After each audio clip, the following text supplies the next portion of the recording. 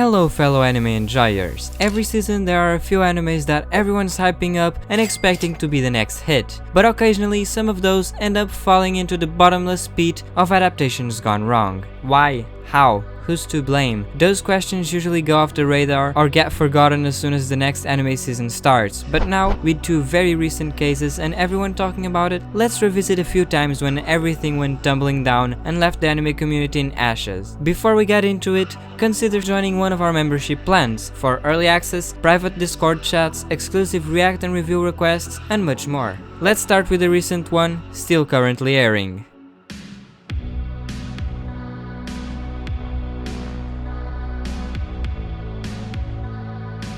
Blue Lock Season 1 was an excellent mix of sports and high-stakes games, and had great animation during the first episodes, receiving mostly good reviews and ratings. I personally love it for the art style, the edginess, the hype, the competition, even if it wasn't completely perfect. After it ended, a spin-off movie and a sequel were announced. The movie wasn't impactful at all, and I dare saying most Blue Lock watchers didn't even bother giving it a chance, me included. Fast forward a few months, and the first promotional video for the second season was released, and fans went like, hold up, something smells like PNGs.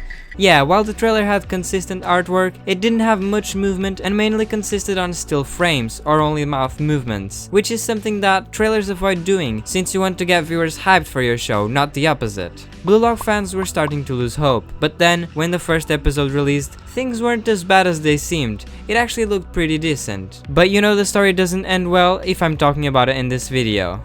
Episode 2 dropped, and so did the animation quality and everyone who was watching it. The special effects had more movement than the actual animation, and the impactful scenes were looking not very good. People were quick to blame Studio 8-bit and the animators, but the whole goes a bit deeper than that. Martin Reyes, a Chilean animator who worked on the second episode of Blue Lock, as well as other big names like Dan, came forward and enlightened us with some important information regarding the poor quality visuals we were receiving. As he states in his TikTok, he was in charge of making the layout for 20 cuts from scratch, which didn't translate to the final result we saw in the episode. And that's on the production committee, who gave them a tight schedule, ending up on this sad situation where animators like Martin and many others did a lot of work for a weak payment and under bad work conditions that ended up not even being fully used because there was no time to make it actually good, so they had to scrap a lot of the movement from the cuts. I really recommend watching Ari Kendo's video where he interviewed Martin and expanded a bit on the situation. This reflects a lot how most of the quote-unquote higher-ups only care about money and more money, because for them it's just a business. After that, we also got some insight by Eva Koi, another animator that only worked in the first season but personally knows some people who worked on the second one. And I quote, "To all people who go and blame animators, harass and make fun of them, please stop.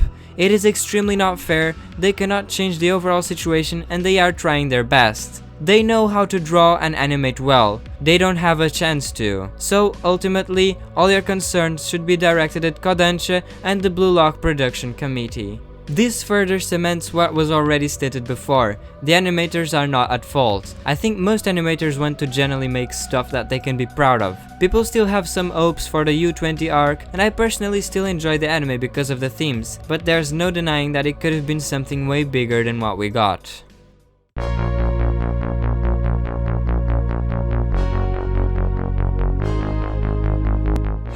The classic example of animation quality drop. Even people who never watched 7 Deadly Sins know about this, cause it turned into such a big meme in the anime community. But do you really know why it got to that point? Well, I might have only seen the first few episodes of season 1, but I'll give my best to explain some theories about what happened. You see, season 1 and 2 plus the first movie were all produced by Aniplex in the studio A1 Pictures, which is quite a solid one, but after that the anime switched hands to Studio Dean, which does not have the best track record at all. It's speculated that this change in studio was triggered by the low sales for the movie, which maybe was expected to perform way better, so the producers all waved goodbye to the anime and the new committee had less than a year to find a new studio, and that's how Studio Dean ended up receiving it instead. However, they were already busy with other projects, therefore deciding to outsource, that is, contracting another smaller and less known studio, culminating on a rushed and messy production.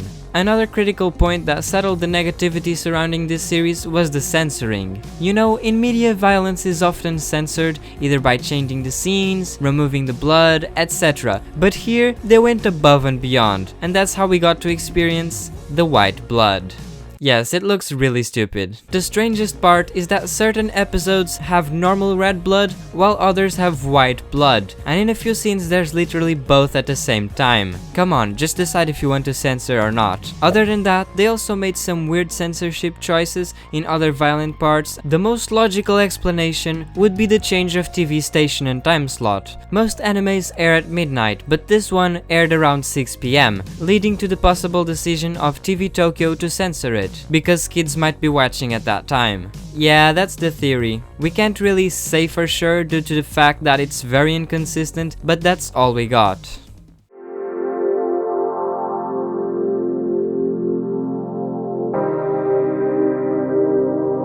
This is one of the examples I wanted to talk about the most because it's a really interesting and odd story. The adaptation itself is fine, the animation is decent, the pacing is fine, they don't deviate from the original source.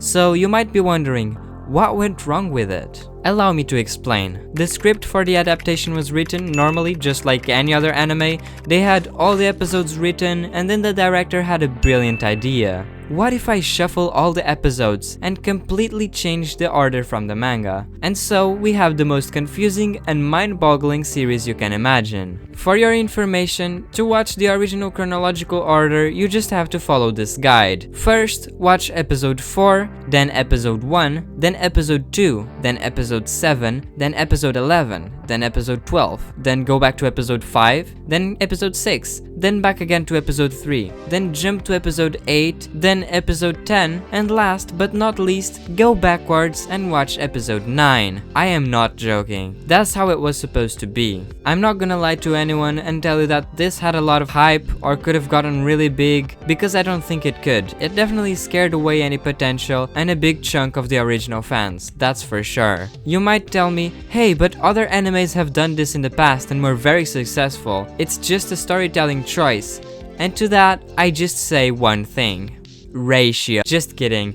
But why change it if the original intention was to tell the story chronologically? Why did the director Shigeru Ueda make this decision? Fortunately, looking at an interview with him, we get all the answers. He explains how he wanted to make that shuffle from the very beginning when he accepted the project. His motivation behind it is quite out there. Once he gave the manga to some other people outside of the animation industry to ask for their opinion. One of them said, "I didn't have time, but I read from the middle and I thought it was interesting." That same person also said he later tried reading again from the beginning and had a different impression the second time, which gave the director the idea of rearranging the order to make it be seen from a different perspective. Both the production team and the original authors greenlit this idea though. Even the confused voice actors asked him about it, to which he only replied, "There's a reason," to avoid making it even more confusing.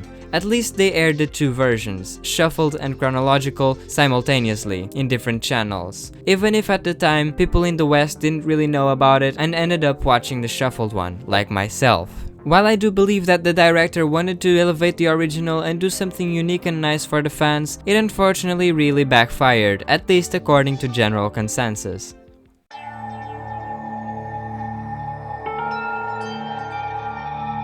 This one is also still fresh in everyone's memories. Not long ago, still in this season, we got Uzumaki, one of the biggest train wrecks of the year. Junji Ito, the author of the manga, has a big curse in regards to the adaptations of his work. No anime ever managed to be successful or capture the essence of his extremely popular horror stories. Everyone was expecting Uzumaki to finally break that curse and be the first good adaptation. The first episode only further cemented this feeling, with a loyal animation and an eerie atmosphere that brought it to a solid 8.23 score on my anime list. Just like in Blue Lock, the second episode was the deal breaker, where everything fell apart. For context, this anime took 5 years since it was announced until it was released, to make 4 episodes. They first had to delay multiple times due to the pandemic, but fans were hoping those setbacks could also mean the production team wanted to really make it a high-quality passion project. As we now know, that's not exactly what was going on behind the scenes. So the first episode, the only one with a consistent good level of art and animation, was directed by Hiroshi Nagahama and Studio Fugaku, while the remaining ones shifted to Yuji Moriyama and Studio Akatsuki's shoulders. As you can imagine, changing studio and director after a single episode is definitely not a good sign. Executive producer Jason DeMarco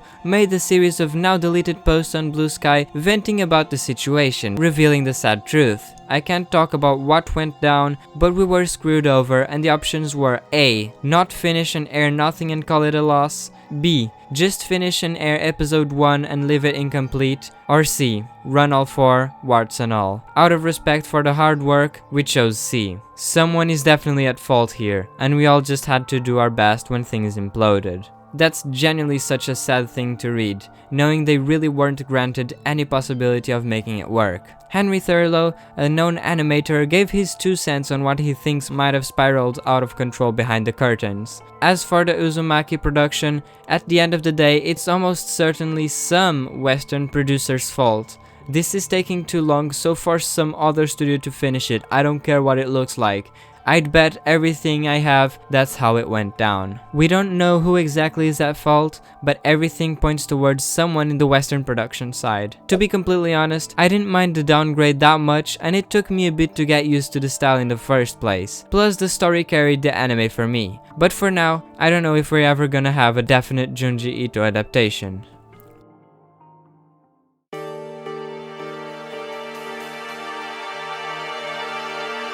This is, without any doubt, the saddest case of them all. It hurts my heart just from searching about it, because The Promised Neverland is my favorite anime and my favorite manga of all time. When I first watched season 1, I gave it only a 9 out of 10, but then I decided to read the manga, watch season 2 and rewatch the first one a couple times, and it just proved how timeless, unique and extraordinary it is. It just has a special place in my heart that no other anime could fill. All of that just contributes to the immeasurable disappointment that season 2 brought me. The first season adapted 37 chapters and the manga has 181.